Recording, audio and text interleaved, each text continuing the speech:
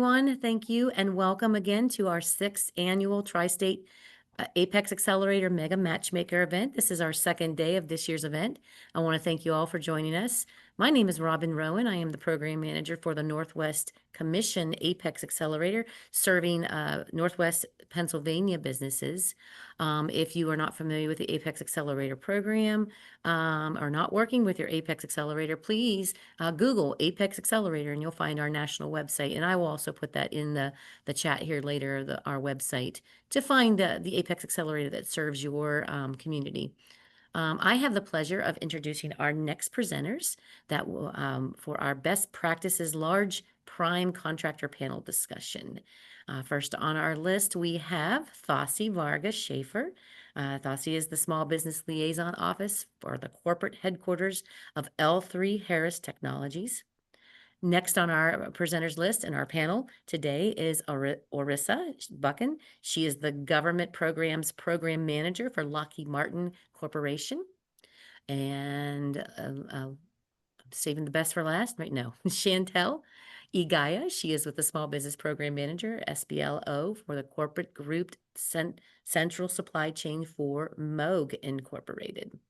Good afternoon, ladies. I want to thank you so much for taking the time out of your busy schedule to support today's event. Here's how this will go. The session will proceed with each of the panelists will share an overview of their organization. And then following these presentations, I will moderate a Q&A session for where each panelist will have the opportunity to address the question. So if you do have a question, please put it in our Q&A. And we will wait to do those questions towards the end. So I'm going to bring up each of those slides.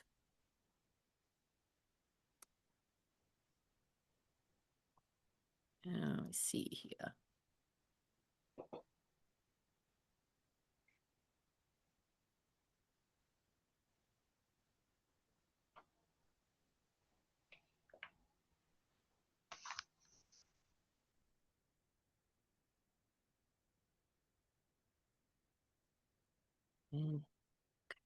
All right.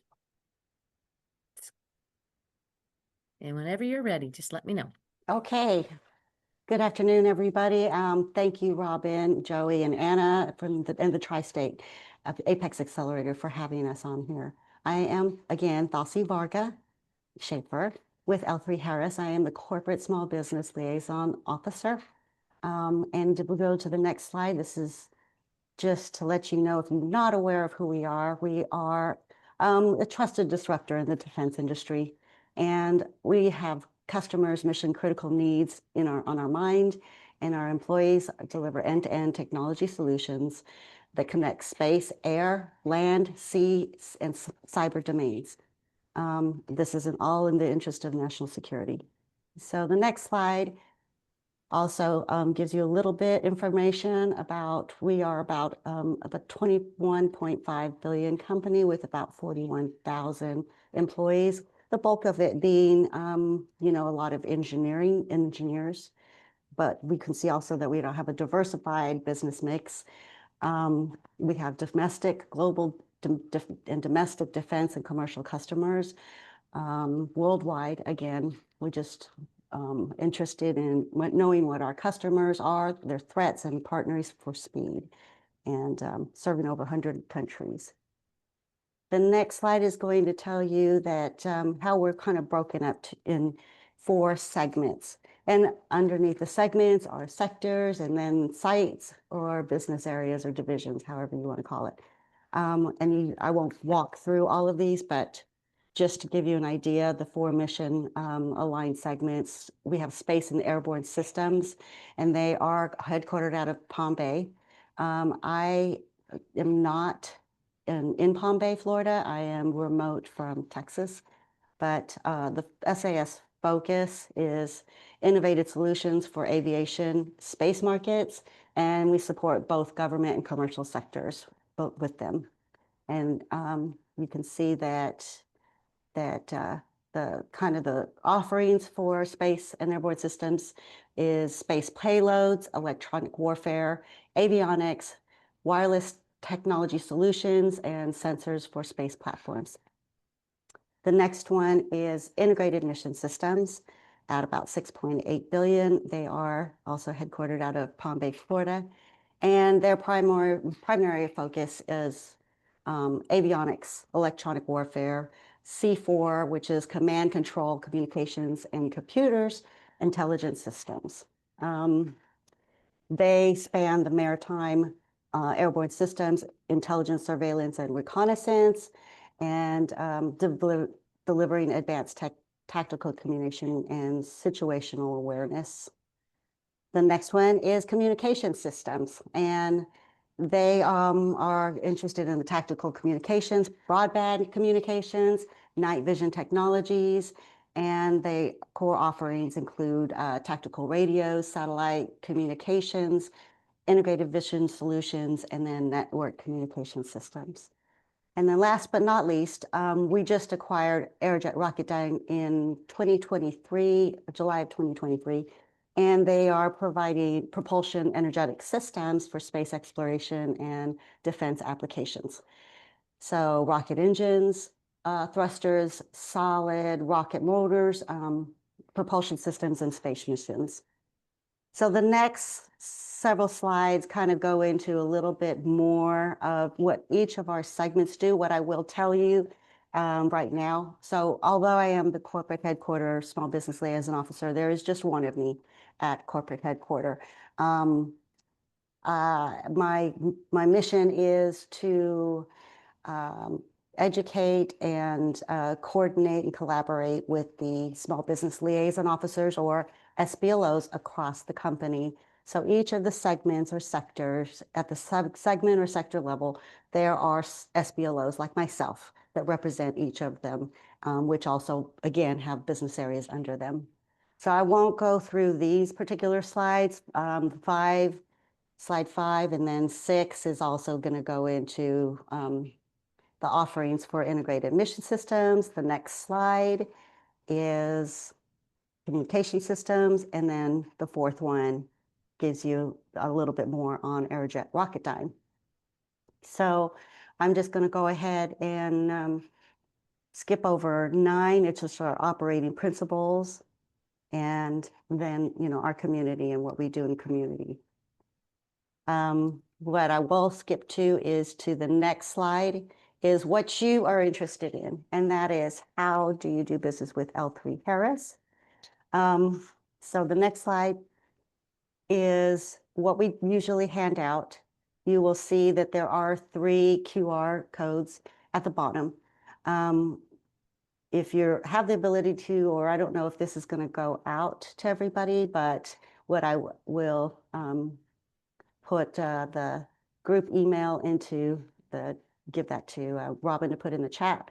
And just want to let you know, again, the small business liaison officers, they are your advocates. But I will let you know the difference between L3Harris is that the SBLOs, a lot of them are dual rolled. So they could also be doing procurement or subcontracts or contracts in addition to their role as an SBLO advocate. So then also something that's important to you to understand about how we're structured is that if you're currently doing business with an L3Harris site, doesn't necessarily mean that you're approved to do business with intelligence or ISR, in Greenville, Texas. So there's different qualification system for each of those.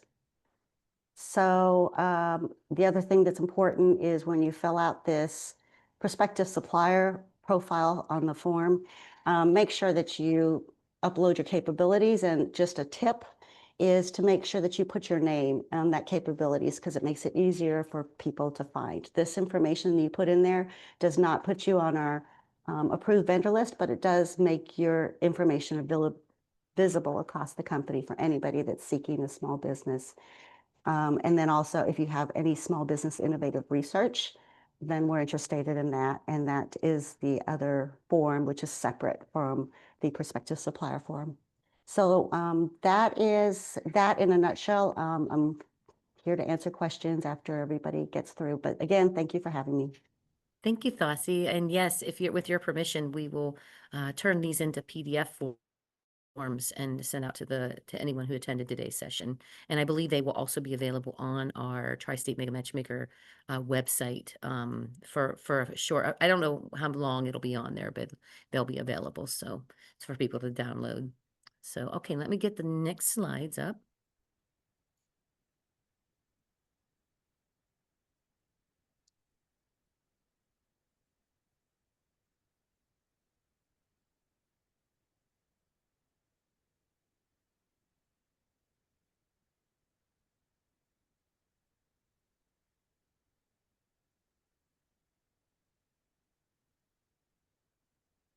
Oops.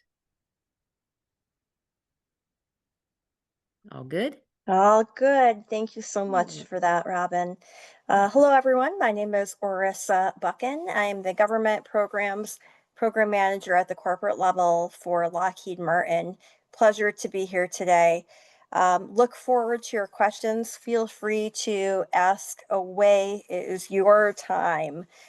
So thank you so much in advance for that. Now, Lockheed Martin is divided into 4 business areas, and each one is depicted in one of these pictures. So the first one on the very left is our space business area. And space has 2 primary locations, one in Denver, Colorado, the other in Sunnyvale, California. Sunnyvale is near the San Francisco area, and they do what you think, everything that goes into space, GPS technology, for example, satellites, etc. Now, the second business area depicted, that is Littoral Combat Ship, LCS, and this is our Rotary and Mission Systems, or RMS business area. They are located primarily in the Northeast, Syracuse, New York, Morristown, New Jersey, Owego, New York, other locations as well. But they do anything sonar and radar related. They do postal work, and also RMS Sikorsky. When we purchased Sikorsky, which is in Connecticut, we are now in the helicopter business as part of the RMS business area. Third is the glamour shots of Lockheed Martin. When you think of Lockheed, a lot of people think of airplanes. So F-35, I don't have to go through all of them, but you think of F-35 often. That's primarily Fort Worth, Texas, and Palmdale, California. And last, but definitely not least, the last picture is Missiles and Fire Control, or MFC, primarily in Grand Prairie, Texas, which is outside of Dallas, as well as Orlando, Florida. Obviously, there are many other business units located within, or that fit inside these 4 business areas, but those are the primary locations. And Missiles and Fire Control, again, what do? Well, they do a lot of missile work. So you can, like the Javelin, for example, is a big program. Next slide, please. Okay. Vision: be the global leader in supporting our customers' missions, strengthening security, and advancing scientific discovery. Now, you all on the phone here are either current subcontractors to Lockheed Martin, Tier 1, Tier 2, etc., or you would like to be. I need you to think the real overarching picture. Obviously, you want to get business, you want to increase your company's revenue, etc. But the big picture, and working with any of us on the phone here, or any of our other competimates, is that you would be part of the Defense Industrial Base, the DIB. That means that whatever your company does, you're helping our warfighters, you're helping our allies. People's lives are on the line. So you really want to ensure that your eye is on the prize, helping our warfighters and our allies succeed. I say this because obviously it's important, but also as an example, the Javelin program is being used to help Ukraine, our ally. There are people, like I think 80 individuals in Ukraine who are now named Javelina or Javelin. And thanks to the work that we do and helping them, save their lives against the Russians who invaded. So keep that in mind. Keep in mind that it's not just about your bottom dollar, it's about your ultimate customer. And that's why we are in business. Next slide. We're big. We have about 122,000 employees, care about our veterans greatly, and 20% of them are veterans. We have 350 plus facilities worldwide, operate in 50 countries, and almost 8,000 international employees, and our international footprint is growing. Next slide.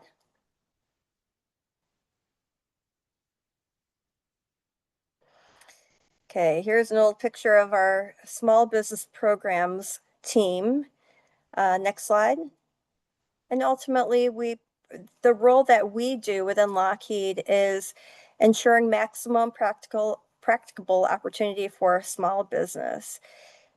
And we have a lot of work to small business. We are in GFY 2024, 6.9 billion with a B dollars awarded to just over 7,000 small businesses.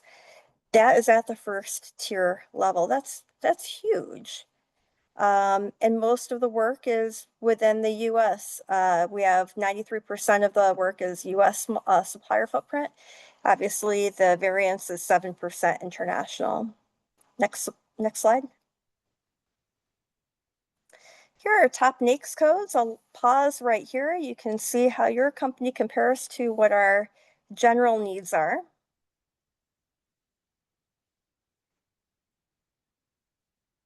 And then we will go to the next slide now, please. Okay. We ask that you ensure that your elevator speech is to perfection and your one-pagers. When you send out that information or when you provide that elevator speech, always include your socioeconomic category. Always include who your top 3 customers are, clearances, certifications. At Lockheed Martin, you must have AS 9100 certification. In the process does not mean that you have it. So please ensure that you have it and that you articulate that very clearly. Also, if you have experience with other primes, please tell us. We want you to have other experience with other primes because it shows that you are you're ready for prime time. Next slide. Okay.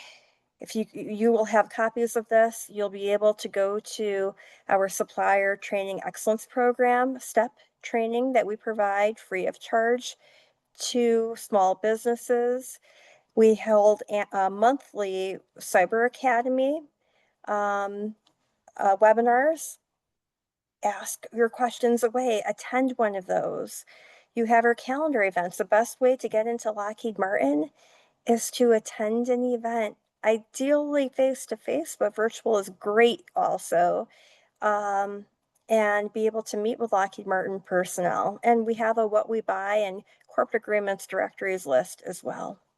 Next slide. We're going to skip this, cost, quality, delivery. You know the drill. You only get one opportunity to make a good impression, so make sure that you make those correct impressions. Marketing to Lockheed Martin, you can click this button and guess what? There's another database for you. You can put your information in the Lockheed Martin database. That is step 1. Meeting those influencers at events, that's step 2. And it takes time to get to Lockheed, into Lockheed. It's not, you knock on the door and then the next day you have a PO. It can take, I think, on average up to 2 years. It's just the way it is. But with time, there may be opportunity. I'm not saying there is, I'm saying there may be. If there are any high-tech companies out there, if you go to lockheedmartin.com under suppliers, next slide, please, you'll be able to see the SBIR area. Lockheed Martin is active as a mentor in the DoD and SBA mentor protege programs. You are required, however, to be in business for a minimum of 5 years and to be a current Lockheed Martin subcontractor. If you are not both of those things, wait till you are before you go to this email address and express your interest in becoming a protege. Next slide. As I had mentioned, the SBIR program, so you could either do what I had just said, go to suppliers, SBIR, or you could click here. If you are a high-tech company and you have a question about SBIR, you can ask during the Q&A. Next slide. We have a Lockheed Martin Ventures area. Basically, it's like Shark Tank. So if you are interested in that, when you go to our website, lockheedmartin.com, again, under suppliers, SBIR, there are 5 steps. The 5th step is other areas for high-tech businesses outside of SBIR. This is one of them. Next slide. And then we have the technology collaboration and LM Evolve. Again, I won't belabor these, but there are other areas for high-tech firms. Again, not knowing how many of you are high-tech, I don't want to belabor it. Next slide. I had mentioned the Cybersecurity Academy. You can access it at that website. Highly recommend it, given the CMMC changes. Next. I thank you so much for your time and happy to answer any questions later on. Thank you, Arissa. That was great. Great information. And last but not least, let's see what we got.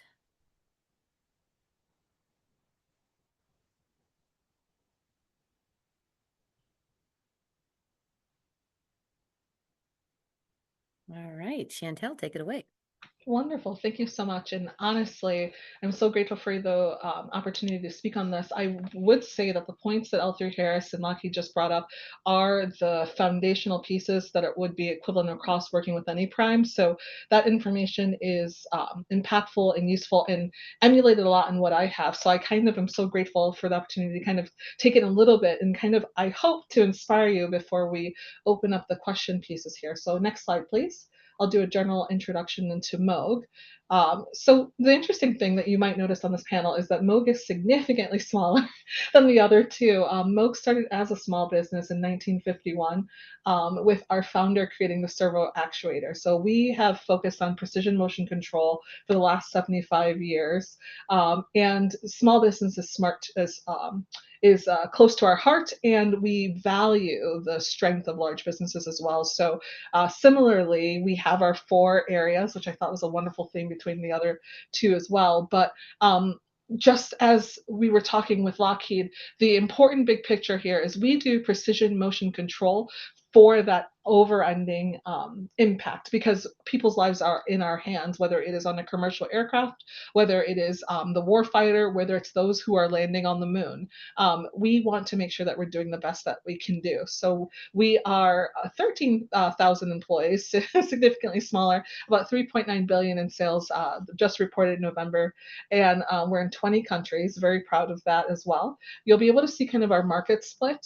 The one thing that we take pride in is that diverse portfolio. So while we do support the defense industrial base, and that's one of our key focus areas, we also have a lot of fun sending people to the moon or to different parts of the space, which was also awesome as well. And during COVID, we were able to support medical and make sure that they had what they need for people in hospitals. So we do a lot of a good mix, and I think the phrase used earlier was competimates, which I really loved. We are customers, we are competitors, and also suppliers for some of the larger businesses as well. So it's a really fun, wonderful, diverse place. And as you're listening to us, and as you're thinking of the questions to ask us, picture yourself as a part of that ecosystem and get creative with it. That's what the challenge is here today. I've had a chance to meet with a lot of you for our one-on-ones, but I do want you to think, where would I fit into that ecosystem? Where's the one thing that I can do that's different, and I can do it to the best of my ability? So next slide, please. I'll walk us through our business portfolio. So as noted, we have four, and so the next four slides are just around the different pieces, so that way you can continue to think, hey, I can make an impact on that particular area. The first one, that's the fun party, is space and defense, of course. It's just super cool. Honestly, the things that we do space vehicles, we were focused on propulsion, getting to watch the launches and have them be successful.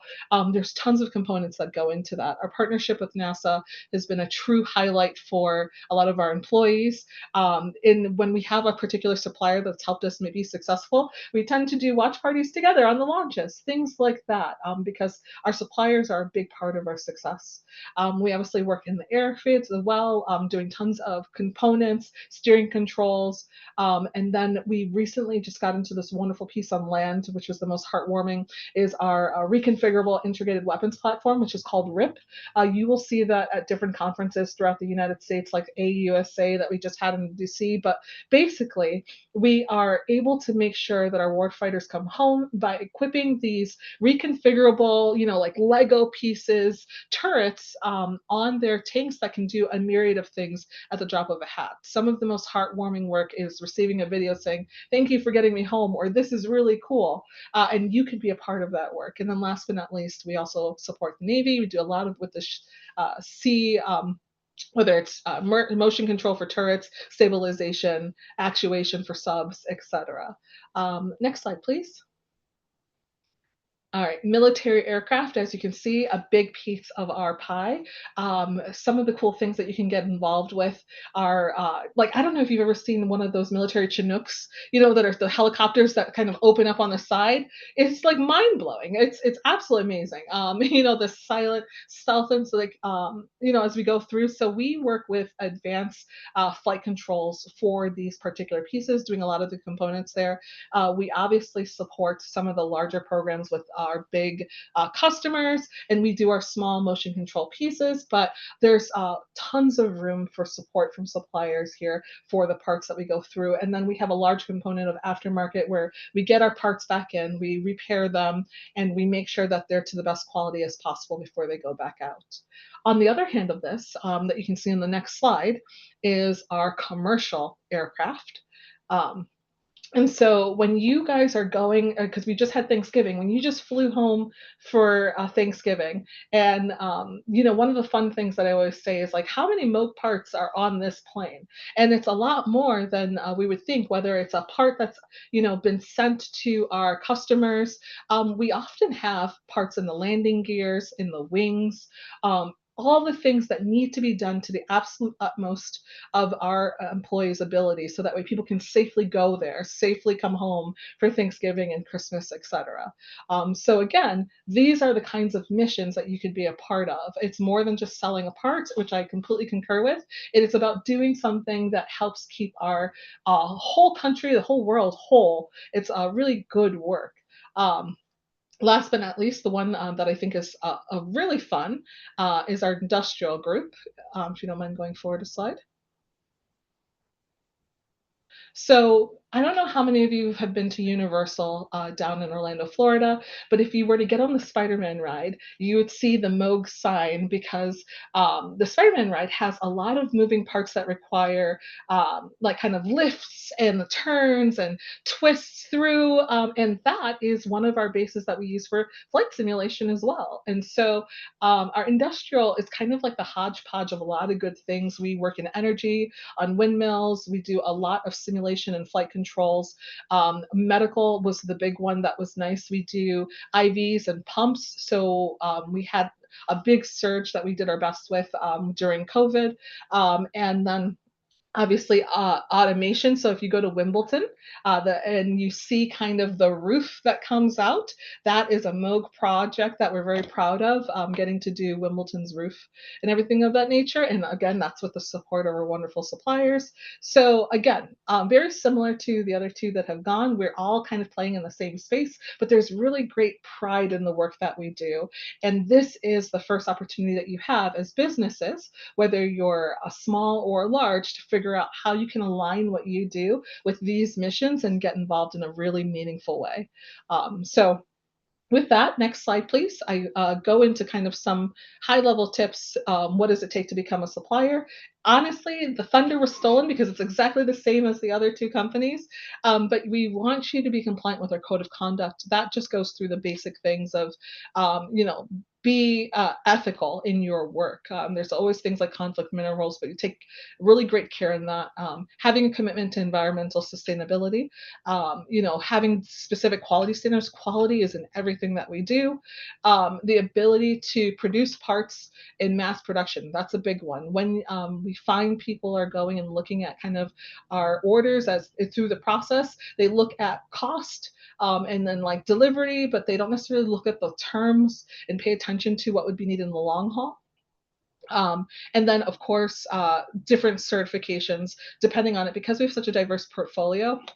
Like our military aircraft, you need your ISO and AS9100, but you might be able to get your foot in the door with industrial where you don't need that and you can build up. So it's a very diverse portfolio, meaning the sky's the limit for a lot of creative areas of entrance for you in our business. And the other thing too, it's not just manufacturing engineering. We're also always looking for consulting and everything else of that nature, because we are a whole host business that needs IT support, counseling, coaching, et cetera, across the board. So we're really looking for supplier partners across the board. You will receive these slides as well. This link takes you to our supplier marketing form. I know forms are not fun. They have to do a lot, but it truly is the first way to get in the door. So I want to stop here because I don't want to take too much of the time. I really hope you guys would leave us with some really good questions so that way we can continue to help you further. And thank you so much.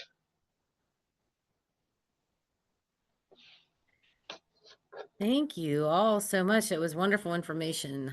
I actually learned a lot myself, and I'm going to bring up some of the questions now. I can see if I can get.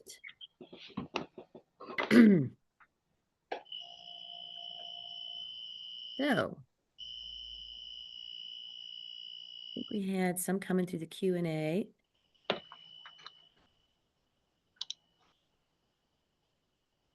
Let's see. Let's start off with an easy one here. So what are some, I'm gonna you guys decide who wants to answer first, but we'll give all three of our panelists a turn to answer this question. But what are some common reasons that may disqualify a small business from being vendor ready? And with whoever wants to answer that one first. This is Arissa from Lockheed Martin. I would say not having the proper certifications. As I'd mentioned earlier, AS9100 certification is a must. I did have one person, oh gosh, I was doing matchmaking once, and they said AS9100 compliant. And I asked, well, what does that mean? It's like, well, we're compliant. I'm like, are you certified? Well, no. I mean, come on. Don't misrepresent yourself, and make sure that you are you have that certification, ISO certification. Also, depending on what you're doing, I mean, you look at the cyber requirements that are new. You may have to up the ante with your cyber. Arissa, just kind of tagging off of that, question that I get a lot from companies. I know CMMC is really important, and the cybersecurity clauses have been in contracts since 2017. But what we're seeing with smaller businesses, who may have already been doing work for the government or pursuing, the cost of these certifications are really hindering some of our companies. That is hindering our supply chain. Are you seeing a decline in your supply chain because of those factors? I don't know if it's because of those factors, but in general, I think everyone is seeing a decline in the defense industrial base. So it's tough and it is a real cost.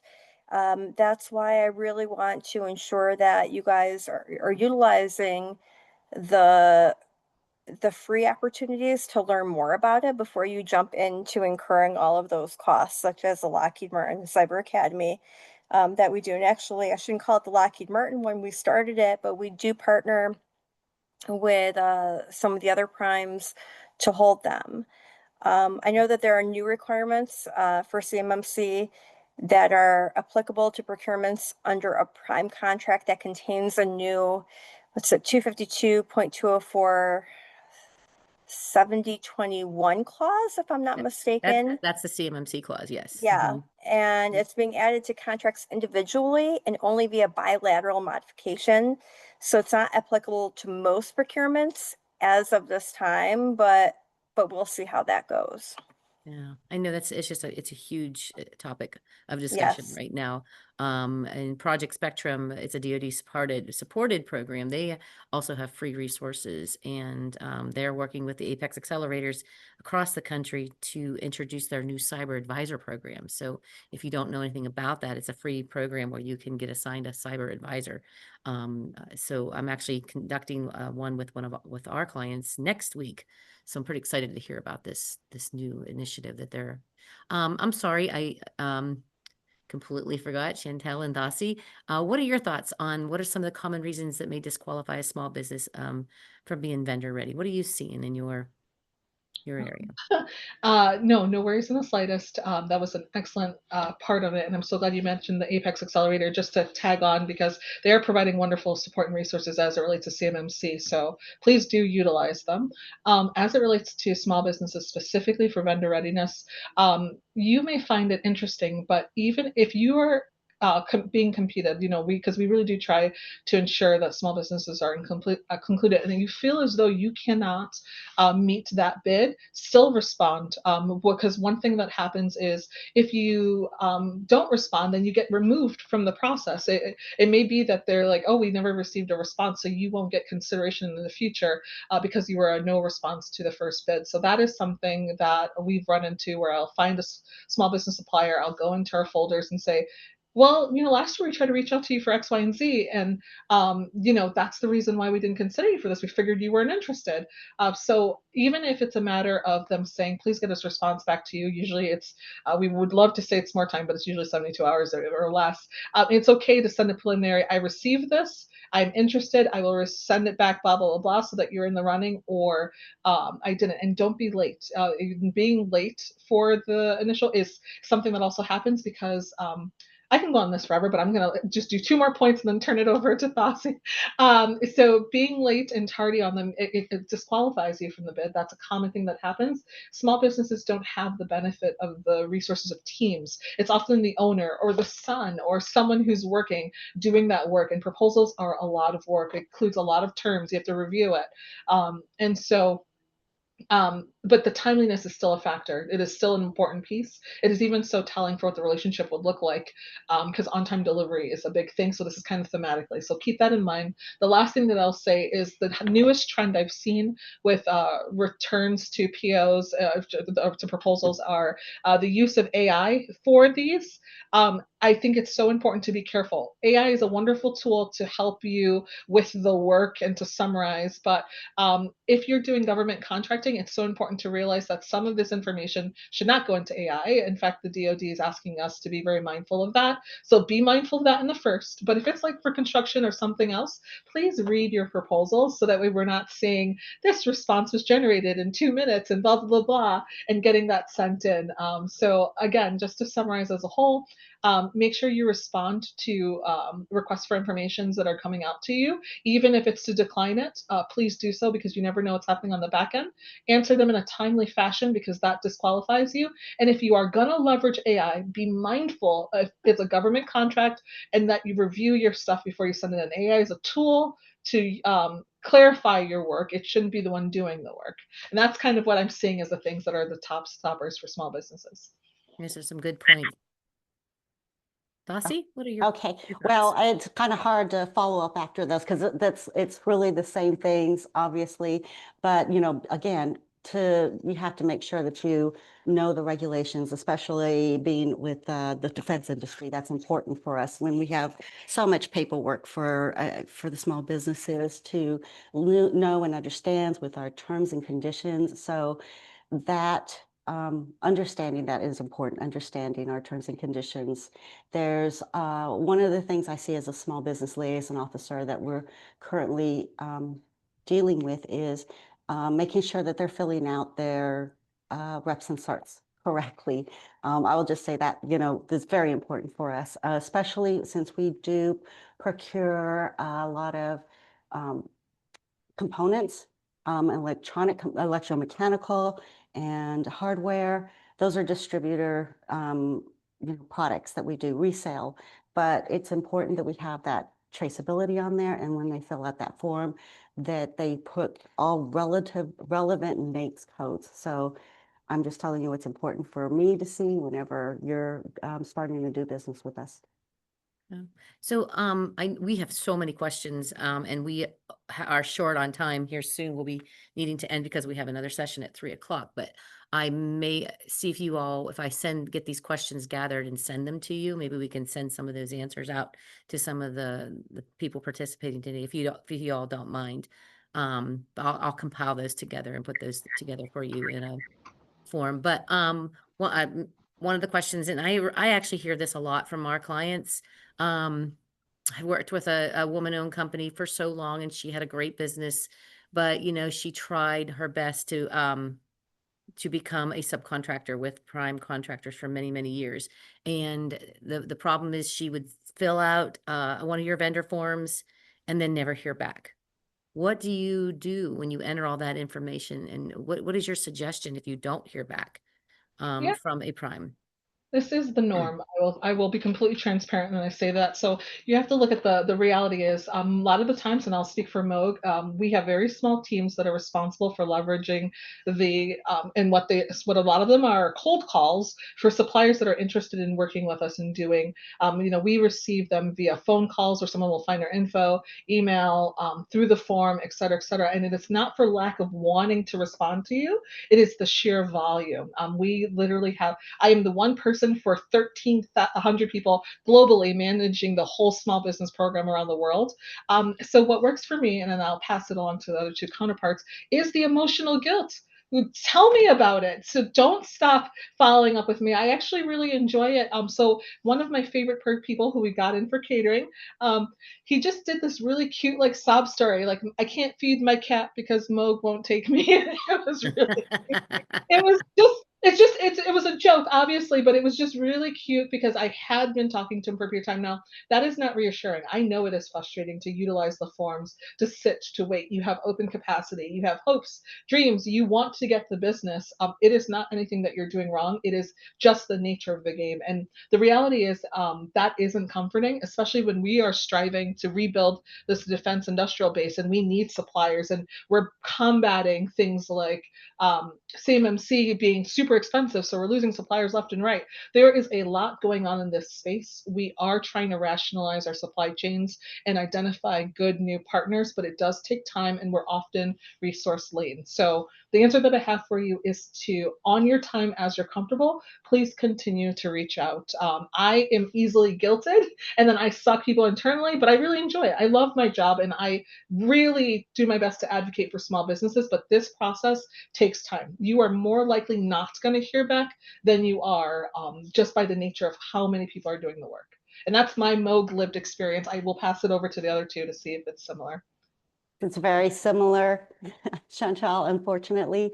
That is one of the areas that I think one of the things, misconception, is that the SBLOs, this is our core responsibility. But on top of that, we have government reporting, we have audits to prepare for. It's very cyclical and very constant. So there's very little time that we can properly give the time that you deserve to go and research and see who the right person is and where those opportunities. So for me, it's timing and opportunity and how you stay on the radar. So it is that continuous, reaching out and, but especially if you know what your target is, that say, hey, I can provide something for the tactical communications. Being very specific on those areas and those teams that you want to reach out to is also helpful for us to quickly get you into the right people.